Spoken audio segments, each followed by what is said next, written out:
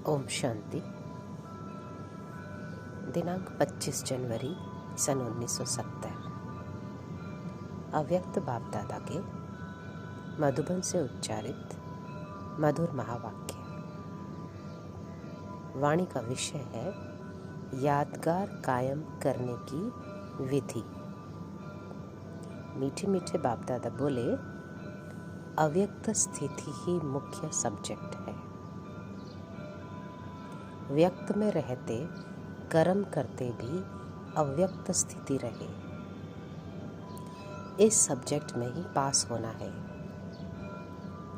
बाबा ने कहा, अपने बुद्धि की लाइन को क्लियर रखना है।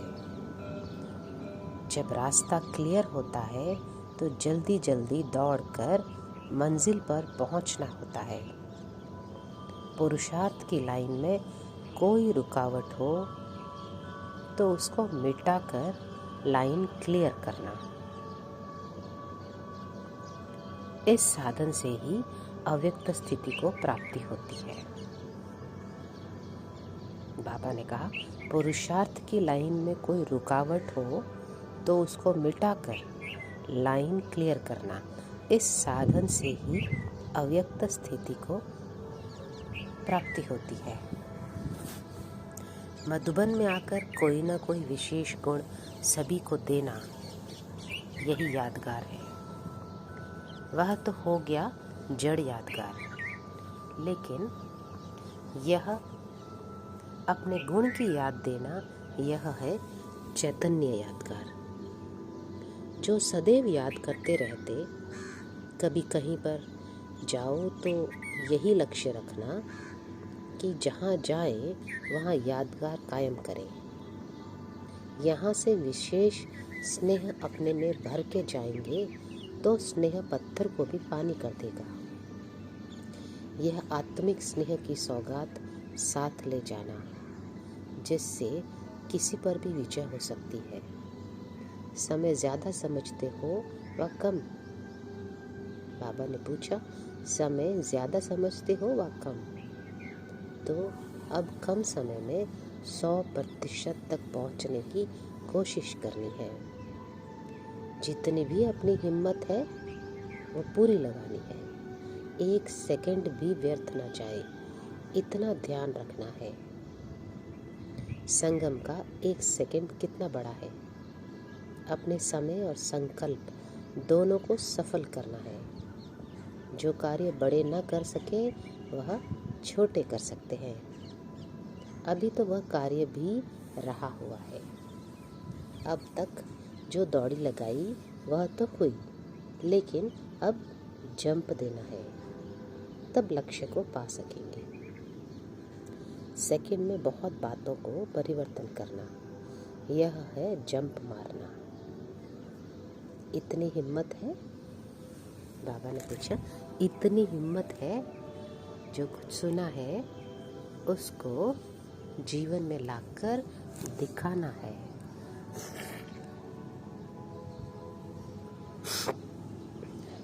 जिसके साथ स्नेह रखा जाता है उन जैसा बनने का होता है। तो जो भी बाप दादा के गुण है वह खुद में धारण करना, यही स्नेह का फर्ज है। जो बाप की श्रेष्ठता है उसको अपने में धारण करना है, यह है स्नेह। एक भी विशेषता में कमी न रहे। जब सर्वगुण अपने में धारण करेंगे तब भविष्य में सर्वगुण संपन्न देवता बनेंगे। यही लक्ष्य रखना है कि सर्वगुण संपन्न बने। बाप के गुण सामने रख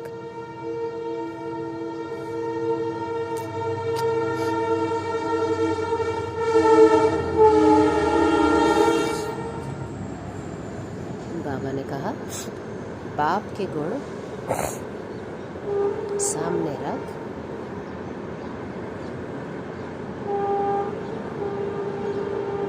अपने को चेक करो कि कहाँ तक है।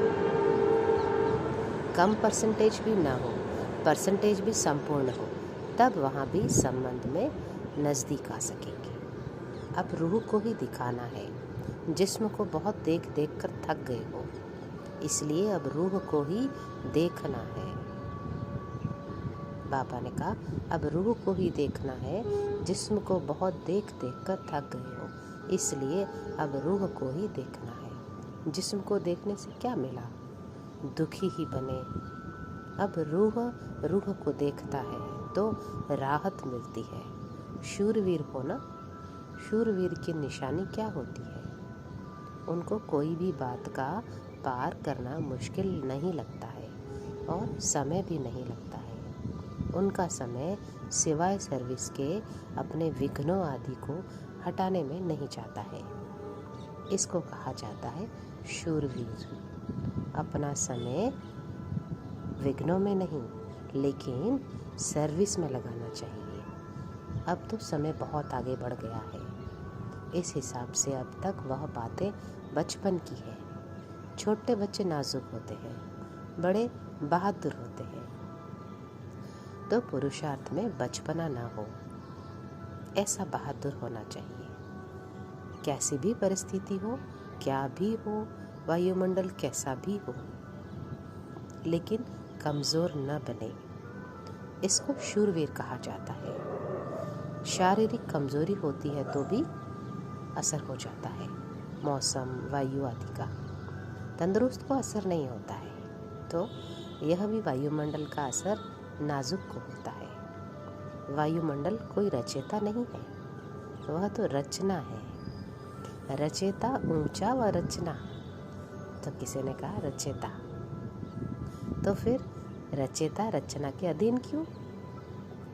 अब बाबा ने कहा, अब शूरवीर बनने का अपना स्मृति दिवस याद रखना। यह स्मृति भूलना नहीं। ऐसा नक्शा बनकर जाओ जो आपके नक्शे में बाप को देखे। अपने को संपूर्णता का नक्शा दिखाना है। हिम्मत है तो मदद जरूर मिल जाएगी। अब यह समझते हो कि यहाँ आकर ढीलेपन में तेज आई है। अभी पुरुषार्थ में ढीले नहीं बनना है। संपूर्ण हक लेने के लिए संपूर्ण आहुति भी देनी है।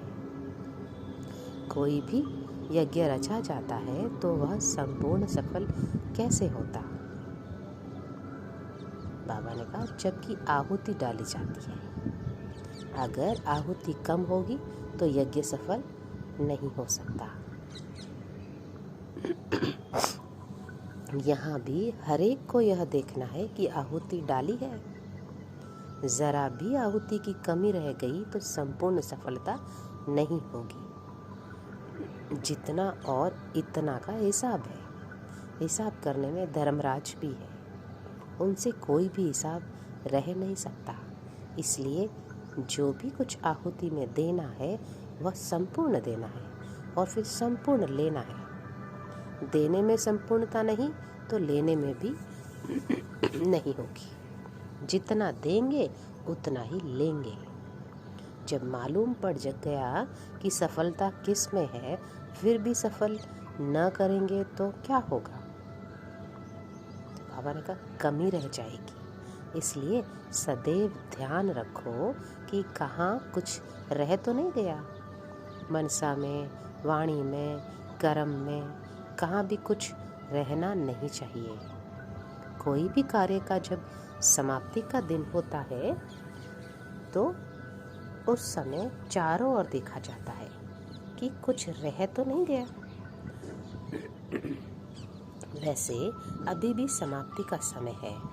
अगर कुछ रह गया तो वह रह ही गया। अगर कुछ रह गया तो वो रह जाएगा, फिर स्वीकार नहीं हो सकता।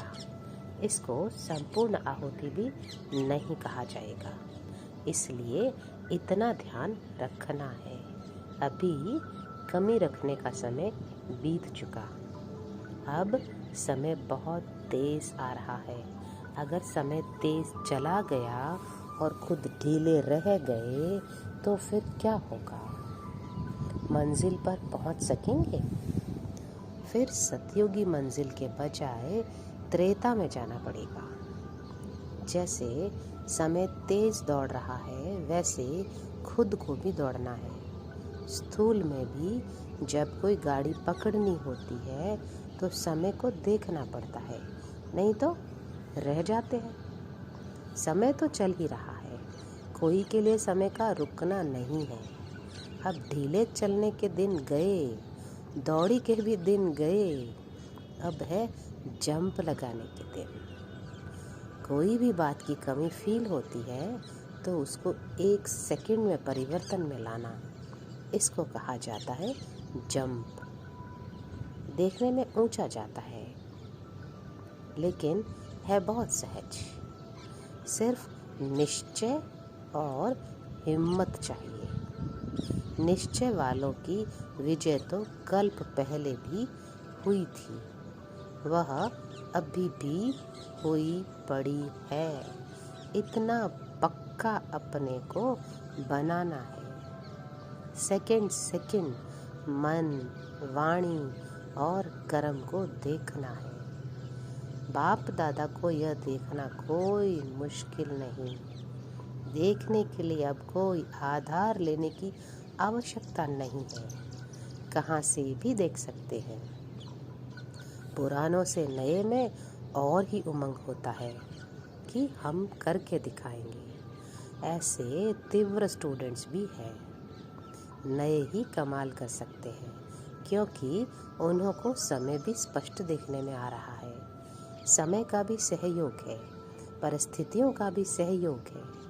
परिस्थितियां भी अब दिखला रही है कि पुरुषार्थ कैसे करना है।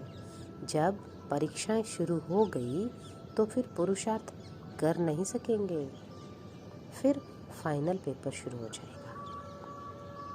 तो बाबा ने कहा, पेपर के पहले पहुंच गए हो, यह भी अपना सौभाग्य समझना जो ठीक समय पर पहुंच गए हो। पेपर देने के लिए दाखिल हो सके हो। पेपर शुरू हो जाता है, फिर गेट बंद हो जाता है। शुरू में आए उन्हों को वैराग्य दिलाया जाता था।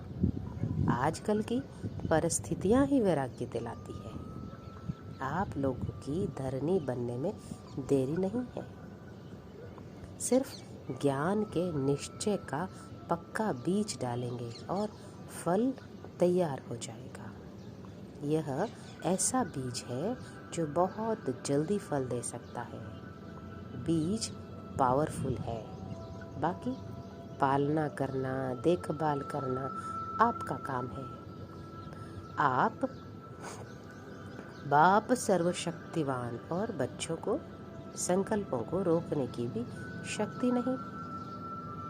बाप सृष्टि को बदलते हैं, बच्चे अपने को भी नहीं बदल सकते। यही सोचो कि बाप क्या है और हम क्या है।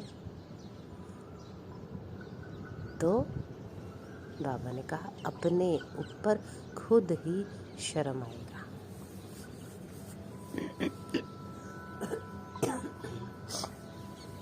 अपनी चलन को परिवर्तन में लाना है। वाणी से इतना नहीं समझेंगे, परिवर्तन देख खुद ही पूछेंगे कि आपको ऐसा बनाने वाला कौन। कोई बदल कर दिखता है तो न चाहते हुए भी उनसे पूछते हैं, क्या हुआ, कैसे किया।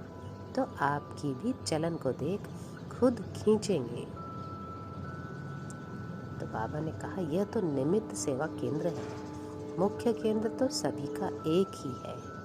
ऐसे बेहद की दृष्टि में रहते हो ना। मुख्य केंद्र के से ही सभी का कनेक्शन है। सभी आत्माओं का उनसे कनेक्शन है, संबंध है। एक से संबंध रहता है तो अवस्था भी एक रस रहती है। अगर और कहाँ संबंध की राग जाती है, तो एक रस अवस्था नहीं रहेगी। तो एक रस अवस्था बनाने के लिए सिवाय एक के और कुछ भी देखते हुए न देखो।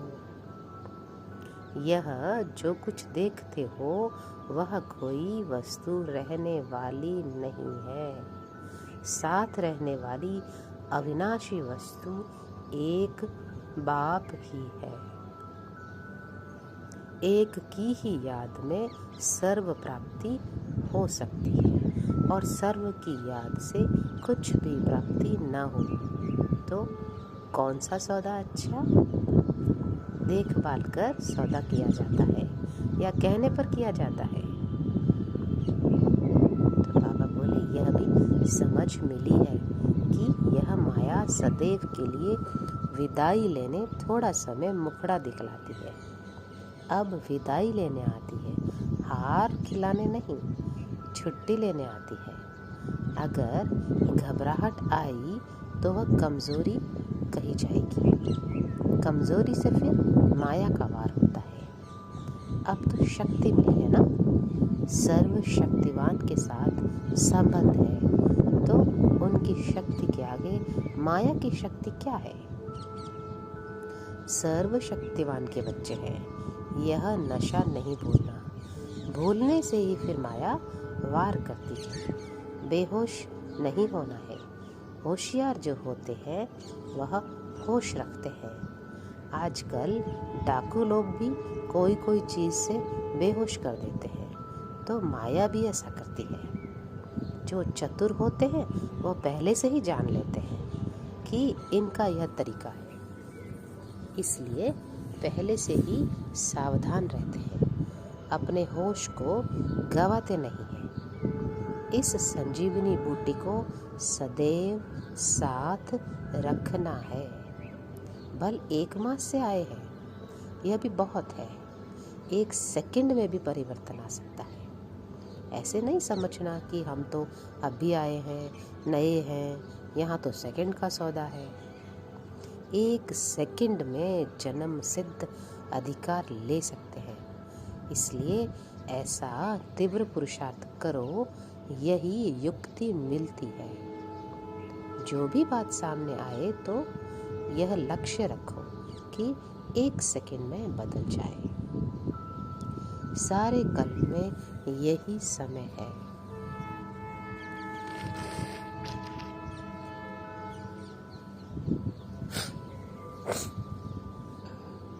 बाबा ने कहा, अब नहीं तो कब नहीं, यह मंत्र याद रखना है।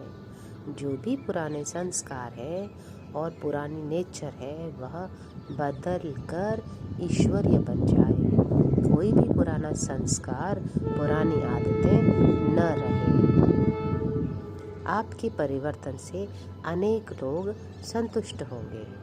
सदैव यही कोशिश करनी है कि हमारी चलन द्वारा कोई को भी दुख न हो। मेरी चलन, संकल्प, वाणी, हर कर्म सुखदायी हो। यह है ब्राह्मण कुल की रीति।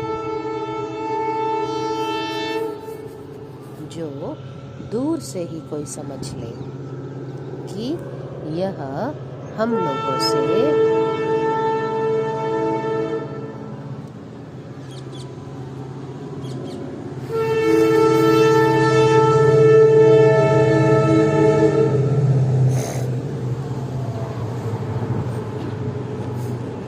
बाबा ने कहा, जो दूर से ही कोई समझ ले कि यह हम लोगों से न्यारे हैं। न्यारे और प्यारे रहना, यह है पुरुषार्थ। औरों को भी ऐसा बनाना है। अपने जीवन में अलौकिकता भासती है? बाबा ने पूछा, अपने जीवन में अलौकिकता भासती है? अपने को देखना कि लोगों से न्यारा अपने को समझते हैं। अगर याद भूल जाते हैं तो बुद्धि कहाँ रहती है? सिर्फ एक तरफ से भूलते हैं तो दूसरी तरफ लगेगी ना। यह अपने को चेक करो कि अव्यक्त स्थिति से नीचे आते हैं तो किस व्यक्त तरफ बुद्धि जाती है। जरूर कुछ रहा हुआ है, तब बुद्धि वहाँ जाती है। किस बातें ऐसी होती है जिनको खींचने से खींचा जाता है। कई बातों में ढीला छोड़ना भी खींचना होता है। पतंग को ऊंचा उड़ाने के लिए ढीला छोड़ना पड़ता है। देखा जाता है इस रीति नहीं खींचेगा तो फिर ढीला छोड़ना चाहिए। जिससे वह स्वयं खींचेगा। विघ्नों को मिटाने की युक्तियां अगर सदैव याद है तो पुरुषार्थ में ढीले नहीं होंगे। बाबा ने कहा, युक्तियां भूल जाते हैं तो पुरुषार्थ में ढीला हो जाता है। एक एक बात के लिए कितनी युक्तियां मिली हैं, प्राप्ति कितनी बड़ी है और रास्ता कितना सरल है, जो अनेक जन्म पुरुषार्थ करने पर भी कोई नहीं पा सकते हैं। वह एक जन्म के भी कुछ घड़ियों में प्राप्त कर रहे हैं। इतना नशा रहता है ना। फिर बाबा ने कहा, इच्छा मात्रम अविद्या। ऐसी अवस्था प्राप्त करने का तरीका बताया। ऐसी ऊंची नॉलेज और कितनी महीन है। जीवन में इतना ऊंचा लक्ष्य कोई रख नहीं सकता कि मैं देवता बन सकता हूँ। ये कब सोचा था कि हम ही देवता थे? सोचा क्या था और बनते क्या हो? बिन मांगे अमूल्य रतन मिल जाते हैं। ऐसे पद्मा पदम भाग्यशाली अपने को समझते हो? प्रेसिडेंट आदि भी आपके आगे क्या है? इतनी ऊंची दृष्टि, इतना ऊंचा स्वमान याद रहता है कि कब भूल भी जाते हो। बाबा ने कहा, स्मृति विस्मृति की चढ़ाई उतारते चढ़ते हो। गंदगी से मच्छर आदि प्रकट होते हैं, इसलिए उनको हटाया जाता है। वैसे ही अपनी कमजोरी से माया के कीड़े पकड़ लेते हैं। कमजोरी को आने न दो तो माया आएगी नहीं। सदैव यह याद रखो कि सर्वशक्तिवान के साथ हमारा संबंध है। फिर कमजोरी क्यों? सर्वशक्तिवान बाप के बच्चे होते भी माया की शक्ति को खलास नहीं कर सकते। एक बात सदैव याद रखो कि बाप मेरा सर्वशक्तिवान है। हम सभी से श्रेष्ठ सूर्यवंशी है। हमारे ऊपर माया कैसे वार सकती है? कैसे वार कर सकती है? अपना बाप, अपना वंश याद रखेंगे तो माया कुछ भी नहीं कर सकेगी। स्मृति स्वरूप बनना है। इतने जन्म विस्मृति में रहे, फिर भी विस्मृति अच्छी लगती है। 63 जन्म विस्मृति में धोखा खाया, अब एक जन्म के लिए धोखे से बचना मुश्किल लगता है। बाबा ने कहा, अगर बार बार कमजोर बनते, चेकिंग नहीं रखते, तो फिर उनकी नेचर ही कमजोर बन जाती है। अवस्था चेक कर अपने को ताकतवर बनाना है। कमजोरी को बदल शक्ति लानी है। अभी जो बैठे हैं वह अपने को सूर्यवंशी सितारे समझते हो? सूर्यवंशी सितारों का क्या महत्व है? सूर्यवंशी सितारा माया के अधीन हो सकते हैं? सभी मायाजीत बने हैं व बनना है। मायाजीत का टाइटल अपने ऊपर धारण किया है। युगल में भी एक कहते हैं कि मायाजीत बन रहे हैं और एक कहते हैं कि बन गए हैं। एक ही पढ़ाई, एक ही पढ़ाने वाला, एक ही पढ़ाई, एक ही पढ़ाने वाला, फिर भी कोई विजय बन गए हैं, कोई बन रहे हैं। ये फर्क क्यों? बाबा बोले, अगर अब तक भी त्रुटियां रहेंगी तो त्रुटियों वाले त्रेता युग के बन जाएंगे और जो पुरुषार्थी है वह सतयुग के बनेंगे। पहले से ही पूरा अभ्यास होगा तो वह अभ्यास मदद देगा। अगर ऐसा ही अभ्यास रहा, कभी विस्मृति कभी स्मृति, तो अंत समय भी विस्मृति हो सकती है। जो बहुत समय के संस्कार होते हैं वही अंत की स्थिति रहती है। लौकिक रीति से जब कोई शरीर छोड़ते हैं, अगर कोई संस्कार दृढ़ होता है खान पान व पहनने आदि का, तो पिछाड़ी समय भी वह संस्कार सामने आता है। इसलिए अभी से लेकर सदैव स्मृति के संस्कार भरो, तो अंत में यही मददगार बनेंगे विजयी बनने में। स्टूडेंट्स बहुत समय की पढ़ाई ठीक नहीं पढ़ते हैं तो पेपर ठीक नहीं दे सकते। बहुत समय का अभ्यास चाहिए, इसलिए अब ये विस्मृति के अथवा हार खाने के संस्कार मिट जाने चाहिए। अभी वह समय आ गया है, क्योंकि साकार रूप में संपूर्णता का सबूत देखा, साकार संपूर्णता को प्राप्त कर चुकी। फिर आप कब करेंगे? समय की घंटी बज चुकी है, फिर भी घंटी बजने के बाद अगर पुरुषार्थ करेंगे तो क्या होगा? बन सकेंगे। पहली सीटी बज चुकी है, दूसरी भी बज गई।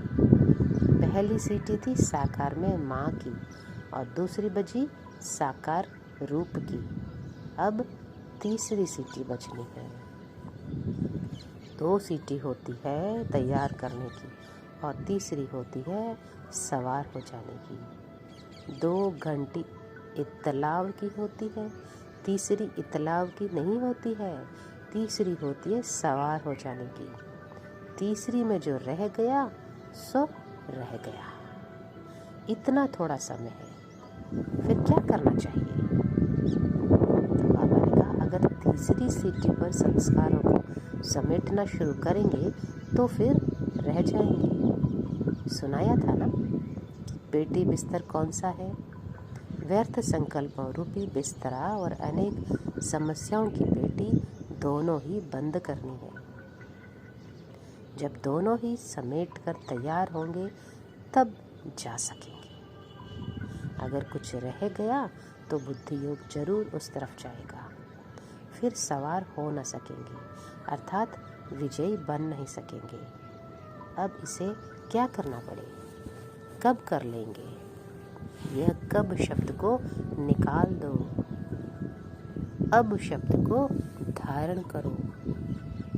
कब कर लेंगे, धीरे धीरे करेंगे, ऐसे सोचने वाले दूर ही रह जाएंगे। ऐसा समय अब पहुंच गया है, इसलिए बाप दादा सुना देते हैं, फिर कोई उलाहना न दे। समय का भी आधार रखना है। अगर समय के आधार पर ठहरे तो प्राप्ति कुछ नहीं होगी। समय के पहले बदलने से अपने किए का फल मिलेगा। जो करेगा वह पाएगा। समय प्रमाण किया वह तो समय की कमाल हुई। अपनी मेहनत करनी है।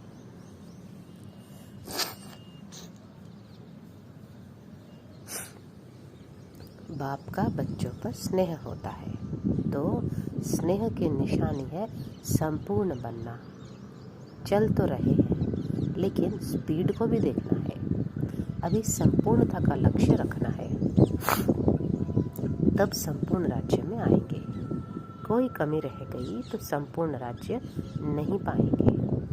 जितनी ज्यादा प्रजा बनाएंगे उतना नजदीक में आएंगे। दूर वाले तो दूर ही देखने आएंगे, नजदीक वाले हर कार्य में साथ रहेंगे। नंबर 1 शक्तियां हैं, वह पांडव है। बाबा ने पूछा, नंबर 1 शक्तियां हैं, वह पांडव है। दूसरे को आगे बढ़ाना, यह भी तो खुद आगे बढ़ना है। आगे बढ़ाने वाले का नाम तो होगा ना। बीच बीच में चेकिंग भी चाहिए। हर कार्य करने के पहले और बाद में चेकिंग करते रहो। जब कार्य शुरू करते हो तो देखो उसी स्थिति में रह कार्य शुरू कर रहा हो, फिर बीच में भी चेकिंग करते रहो। कितना समय याद रही, कार्य के शुरू में चेकिंग करने से वह कार्य भी सफल होगा और स्थिति भी एक रस रहेगी। सिर्फ रात को चार्ट चेक करते तो सारा दिन तो ऐसे ही बीत जाता है, लेकिन हर कर्म के हर घंटे में चेकिंग चाहिए। अभ्यास बढ़ाया जाता है तो फिर वह अभ्यास अविनाशी हो जाता है। हिम्मत रखने से अभ्यास किया जाता है तो फिर वह अभ्यास अविनाशी हो जाता है। हिम्मत रखने से फिर सहज हो जाएगा। मुश्किल सोचेंगे तो मुश्किल फील होगा। अपने पुरुषार्थ को कब तेज करेंगे? अभी समय ही कहाँ है, कब तेज करेंगे? बाबा ने कहा, अपने पुरुषार्थ को कब तेज करेंगे? अभी समय ही कहाँ है। सारे कल्प की तकदीर इस घड़ी बनानी है, ऐसे ध्यान देकर चलना है। सारे कल्प की तकदीर बनने का समय अब है। इस समय को अमूल्य समझकर प्रयोग करो, तब संपूर्ण बनेगी। 1 सेकंड में पद्मों की कमाई कर ली। 1 सेकंड गंवाया, गोया पद्मों की कमाई गंवाई। अटेंशन इतना रखेंगे तो विजयी बनेंगे। 1 सेकंड भी व्यर्थ नहीं गंवाना है। संगम का 1 सेकंड भी बहुत बड़ा है। 1 सेकंड में ही क्या से क्या बन सकते हो, इतना हिसाब रखना है। अच्छा, ओम शांति।